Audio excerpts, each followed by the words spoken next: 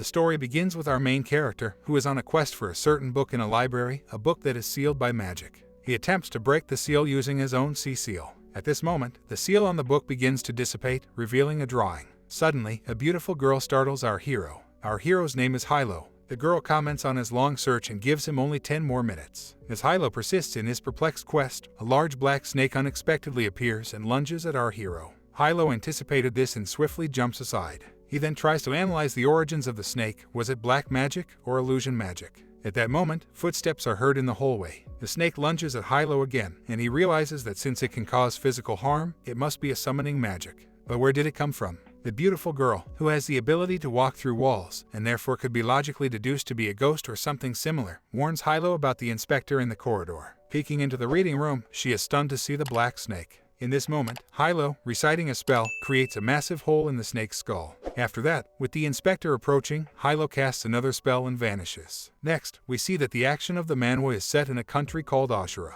Once pure, humans and spirits lived together with gods and wizards in Ashura. The intersection of technology and magic was meant to advance civilization. However, thousands of years ago, a clan of demons abruptly attacked Ashura's lands. This led to a war between the demons and the wizards. Numerous powerful wizards and high-level spirits came together to combat the demons. Even though the demon army was kept from spreading, the battle was stalemated. Thus, the century-long war began until the country's first magic academy, Ashura, was established, the present academy of our main character. The academy consolidated all of the country's defensive structures and eventually sealed the demons away. We are shown Hilo, a student of the academy, peacefully dozing off in class. At this moment, the teacher casts a spell that releases a snake, which smashes directly into Hilo's face. The teacher asks Hilo to tell him about the academy's first significant event after its founding. Due to his lack of response, Hilo is punished, and his academy cloak is confiscated. After lessons, Hilo stands by a wall, mocked by his fellow students. Just then, the same girl with vivid blue hair approaches him.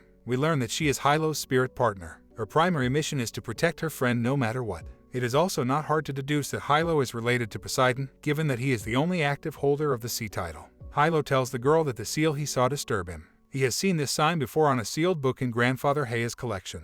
We find out that this seal once plunged a secret organization in the country into chaos. The organization's actions were suspicious, and their traces were all over the country. But everything associated vanished without a trace after the war. The seal was tied to the weakening of a talisman. An unknown force has already infiltrated the academy. As they stroll through the academy grounds, Hilo's spirit companion transforms into a Siamese cat, casually mentioning that she prefers her human form. Hilo is restless. The fact that the seal appeared in the academy library suggests its connection with the academy itself. However, since Hilo is new to the academy, he can't access more information. At this moment, a student yells for everyone to step aside and not to obstruct his path. We are introduced to Cindy Sandal, a member of the student council and vice president of the Ashura Academy. She has returned from a mission assigned to her by the academy's director, inspecting the other branches. Suddenly, she notices a scent coming from Hilo. At this point, the spirit suggests getting closer to Cindy, but Hilo rejects the idea. Members of the student council must always be in the public eye, and Grandfather Hai advised not to stick out, as the boundary agreement rules had been breached. After the Great Demon War, every spirit and god were made to sign a treaty prohibiting them from leaving their historic lands.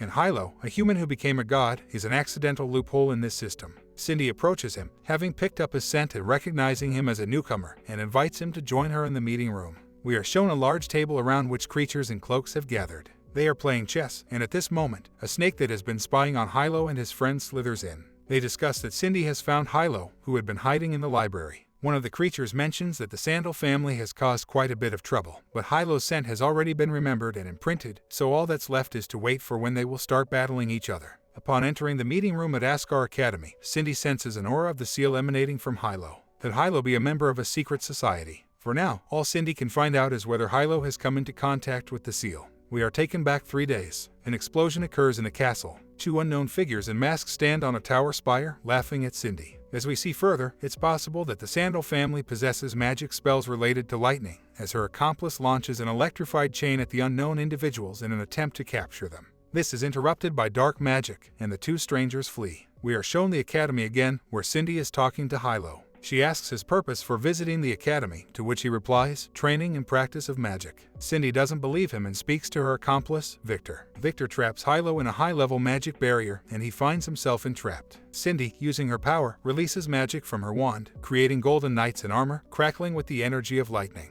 She intends to kill Hilo. In the meantime, one of the students runs to the academy's chairman and reports that Cindy is again picking on a newcomer. Hilo gradually begins to fight the knights using his water magic. Cindy sees potential in him. Hilo tells her that if this continues, he will go to the professor. Suddenly, Victor attacks from behind, sending Hilo straight into a wall, creating a hole. The water barrier Hilo had created around himself for protection could harm him. What is he going to do now? Cindy asks Hilo to tell her about Askar's plans. Hilo begins to analyze how he can escape. The room is secured with a magical barrier. After he uses his powers, evading suspicions would be impossible. At this point, Victor starts to attack Hilo, but Hilo plunges into the fight with a precise bout of envy named Leviathan. Hilo ends up behind Victor, attacks him, but Victor stops his blow with his powers. Hilo activates the second level of Leviathan, causing Victor to be thrown against the wall. A fight starts between Hilo and Cindy. Cindy tries to attack with the knights. In response, Hilo starts to defend himself. Suddenly, the chairman of the academy arrives and stops the fight. Her name is Julia Worrest. She is Cindy's very sister. Julia apologizes to Hilo for her sister's rudeness. Julia takes Hilo with her, and Cindy goes to report to the director. Julia and Hilo go to the office, but a student interrupts them, saying that the librarian wants to talk to her. Here Hilo remembers the words of Grandpa Hay, who said that if he meets anyone from the Worrest family, he must give them the medallion. So he does. Looking at the medallion, Julia realizes that it's a family relic. But where did Hilo get it? Julia asks Hilo to follow her. Regardless of status, all students love Julia. Julia is very different from her sister, Sandy. Earlier, in the library, Hilo checked the student lists. However, nothing was found about Julia Worrest. In other words, when reading, Hilo made a mistake and read Julia's surname differently. Arriving at the office, Julia asks Hilo, where did he get this medallion? In turn, Hilo replies that he received this medallion from an elder. The elder said that the pendant should be shown in case the Worrest's help is needed. Julia replies that this is a special symbol of the family, which was given to several people. The owner can use the pendant to turn to their family for help. Hilo asks for help. He needs access to the archival documents of the Academy of all levels of secrecy. Julia agrees, but under one condition. At this moment, Sandy is reporting to the director. The director's name is Lane Glens. Sandy claims that Hilo is related to the SEAL and may be a secret member of the organization. The director replies that he doesn't care, let him do what he wants. Leaving, Sandy tells Lane that she will continue to pursue the members of the SEAL and that he remembers about the agreement. Coming out of the office, Sandy asks Victor to find Leo and Siga. At this moment, one of the secret followers of the SEAL appears in the director's office. Apparently, Lane is an antagonist. Julia remembers the past in a boy who looks a lot like Hilo. So could it have been him? A student comes to her and talks about a planning meeting for the Academy's contest. Meanwhile, Hilo stands at the threshold of the library. He is found by a teacher whom Julia had warned. He asks him to follow him. It's not that simple. Under the guise, Hilo is supposedly assigned to the library to assist with sorting books. We also learn that the spirit, Shields, can't touch anyone or anything except Hilo since she became a spirit. A rumble is heard and we are shown a beautiful female teacher who has lost her glasses. Hilo helps her find her glasses. She casts a spell and all the books return to their places. After that, she runs to the second floor, but in doing so, she drops a stone with the words Campbell Megamod written on it. The stone is protected by a magic formation you can't pass without permission. Evening comes, the task of sorting books is completed, but the teacher never showed up to return her lost item.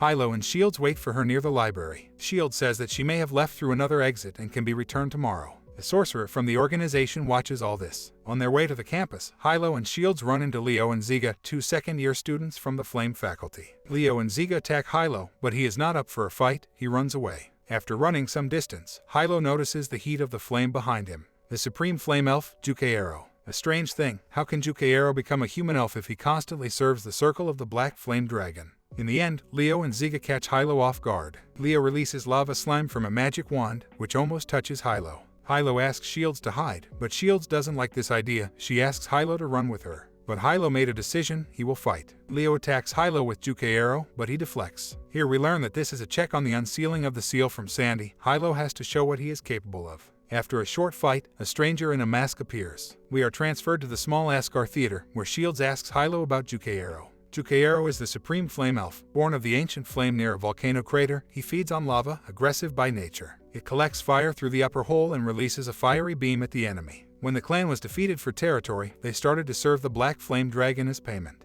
3 magic circles prove the slavery agreement. We are shown the same round table of the SEAL organization, where they say that Sandy's people have already met Hilo. Killing Sandy's people and setting up the boy will divert attention from the grand cause. 2 members of the organization, one is wearing a jester mask, and the other is wearing a pirate mask. They ask the leader if they can expect success this time. He tells them that this time one of the first 7 was sent, a manipulator, the world of exchange, the 6th doll. Hilo is just getting acquainted with this manipulator. He smells black magic. Leo understands that this is one of the new organization, who, according to Sandy, could be an accomplice of Hilo. But according to the plan, they need to retreat and wait for Sandy's arrival. Leo ignores the order and attacks the man in the Juke mask. He very briskly deflects the attack with water magic and redirects it to another place. When fire and earth magic combine, an explosion occurs. With a quick move, the man in the mask cuts Leo in half and traps him in the illusion of black fog. Ziga tries to bring Leo back to his body, but the man in the mask says that only he can dispel this magic. Ziga doesn't like this. He starts to make a noise and gets hit with black magic. Some dark substance wraps around his neck like a vine and he can't breathe.